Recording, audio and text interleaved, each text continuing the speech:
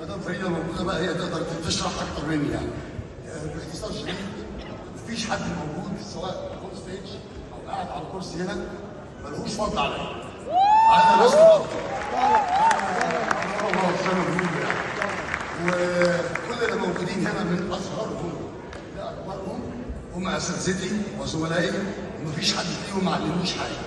حتى الناس اللي مش قدام الكاميرا، حتى الناس اللي ورا الكاميرا زي الاستاذ شريف الشناوي مثلا. هو اوكي. انا هقول نقطتين وهاجي على طول.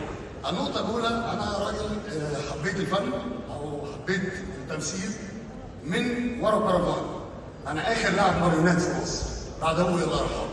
فانا يعني كل مره او كل تكريم ببقى نفسي اهديله جايزه وخاف الناس تقول كذا كذا كذا، او لان هو كل من كل دول العالم.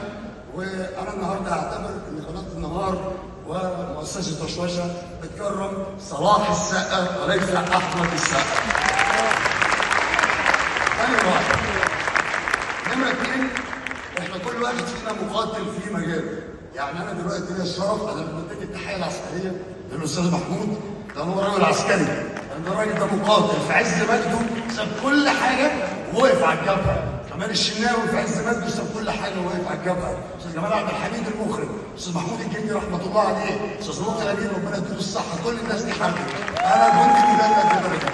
شكرا للنهار، شكرا للاستاذ احمد، شكرا لكل الاساتذه الموجودين، اساتذتي اللي اتعلمت منهم، احد ولاد مصر العربيه.